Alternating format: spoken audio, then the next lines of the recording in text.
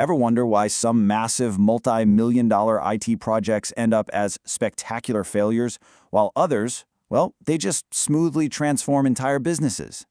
The stakes are literally sky high here. And honestly, the difference between a total disaster and a massive triumph usually boils down to just one absolutely crucial skill set. So, welcome to this explainer. Today, we're diving into the ultimate tutorial on project management. Think of me as your personal tutor. We're going to walk through the core concepts so you can learn exactly how to think like a seasoned project manager. Let's jump right in. All right, here's our syllabus for today's tutorial. We'll start with a welcome to project management, then we'll define what a true project actually is. After that, we're hitting the triple constraint, tools and knowledge areas, measuring true success, and finally, leveling up with portfolio management. Section 1. Welcome to project management. You know, before the 1980s, if you said project management, people instantly pictured the military or like heavy construction. But not anymore. Today, it's an essential, highly respected, and honestly, heavily relied upon profession in literally every single industry around the globe. And here is exactly why companies are so desperate for these skills. Just 16%. According to the Chaos Report, only about 16% of IT projects actually succeed without proper planning. Crazy, right? Over 30% are canceled entirely, just because of poor management. We're talking trillions of dollars in global financial losses. So the demand for people who can actually fix this, it's staggering. In fact, professionals who master these skills and snag their PMP certification usually see a salary boost of around 20%. So yeah, mastering this isn't just a win for your company, it's a massive win for your career. Moving on to Section 2, defining a true project. To be a great project manager, you got to get over the most fundamental hurdle first, which is just knowing what a project actually is. Sounds super simple, right? But every day, business' usual activities are constantly getting mistaken for projects.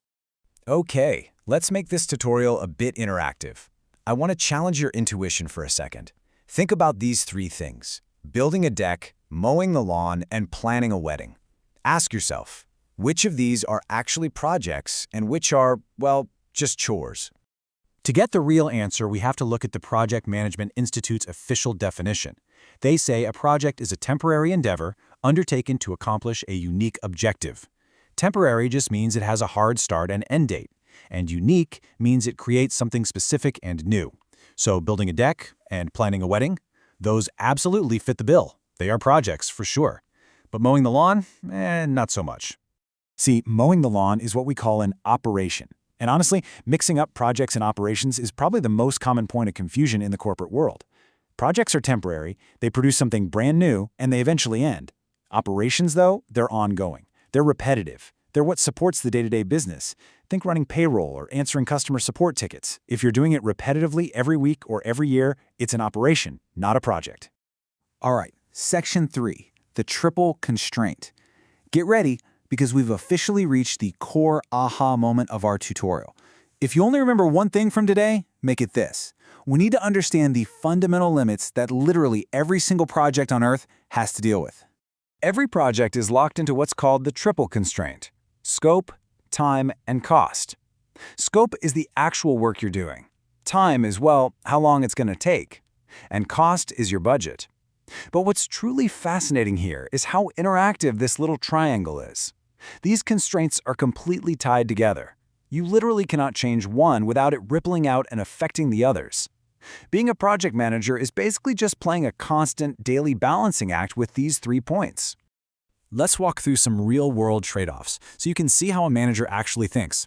Say your boss storms in and says the project absolutely has to be done by Friday. Time is now critical. Well, you're going to have to either shrink the scope of the work or pump up the cost by hiring more hands. Now, what if the scope is non-negotiable? Every single feature has to be built. Okay, then you have to extend the timeline or ask for a bigger budget. And if the budget is completely frozen, you guessed it, you either cut the scope or push back the deadline. Trade-offs are just the everyday reality of project management. Section 4, tools and knowledge areas. So how does a project manager actually balance that triple constraint without the whole thing just falling apart? Let's open up the practical toolbox and look at the specific knowledge you need to keep all those plates spinning. The official framework gives us 10 core knowledge areas because, it's not just about managing time and money. A truly successful project manager has to weave all these distinct skills together.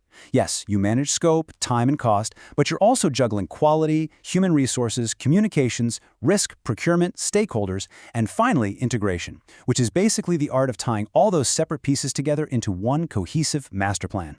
But nobody can keep all that straight purely in their head. The philosopher Thomas Carlyle actually hit the nail on the head when he said, "Without tools, he is nothing. With tools, he is all." All those abstract knowledge areas, they map directly to tangible, real-world tools. For scope management, you're using work breakdown structures. Time management means firing up Gantt charts to visually map out schedules. For integration, you're relying on heavy-duty project management software. It's all about picking the absolute right tool for the job. Section 5, Measuring True Success. Okay, so we've built our plan, we've used our tools, and the work is finally done. Now we need to shift gears from managing the project to actually evaluating it. Because how do we know if our new IT system, or, that new deck, was actually a win? Here's the crucial takeaway. Just coming in on time and under budget, that doesn't mean you won. True success is a specific formula. It means meeting the scope, time, and cost, plus achieving high customer satisfaction, plus hitting the main business objectives. Think about it. If you deliver a software update dirt cheap, but your team was awful to work with, the client's daily operations were a mess, and the software didn't even boost productivity, that project was a total failure. At the end of the day, customer satisfaction and actual business value are the whole shebang. Section 6, Leveling Up, Portfolio Management. As we head into the final stage of our tutorial, it's time to really level up. We're zooming way out from the day-to-day tactical execution of single projects, and we're looking at the big picture strategic vision of an entire enterprise. Welcome to Portfolio Management. This requires a massive mindset shift. Project management is tactical, right? It asks, are we doing our projects well? Are we on time, on budget? But portfolio management, that's strategic. It groups a bunch of projects together as investments and asks, are we even working on the right projects to begin with? Are we putting our money in the right places to hit our long-term goals? To handle a massive portfolio, organizations sort their IT projects into 3 distinct buckets. The first one is venture projects. These are your rockets. Their whole purpose is to completely transform the business. They carry the most risk for sure, but they also bring the absolute highest potential value. Think of something like building a radically innovative online platform to forge brand new industry partnerships. The second category is growth projects. So while venture projects transform things, growth projects expand them. The main goal here is straightforward: increase company revenues. A perfect example would be taking an already successful website and translating it into new languages, like Chinese or Japanese, so you can break into entirely new markets and grow your customer base. And the third bucket is core projects. These are the gears of the machine. They're non-discretionary operations that you absolutely have to fund just to keep the lights on and keep the business running. We're talking about buying new laptops for fresh hires or doing mandatory system maintenance. It's not going to revolutionize the company, but if you skip it, the whole business grinds to a halt. If we want to summarize the ultimate goal of anyone overseeing a huge corporate portfolio, we can look at this brilliant quote from Eric Burke. He calls portfolio management the continuous process of selecting and managing the optimum set of project initiatives that deliver maximum business value. It's basically a never-ending recalibration of your venture, growth, and core investments. Which brings us to the end of our tutorial, and I want to leave you with a really provocative thought straight from the source material. It's basically the ultimate paradox in this field. What is the real difference between doing projects right versus doing the right projects? Because you can flawlessly execute a project, totally on time and way under budget, but if it doesn't align with your overall strategic portfolio, you've just efficiently accomplished a whole lot of nothing. Take a look at your own daily work today. Are you just managing the constraints, or are you actually delivering maximum value?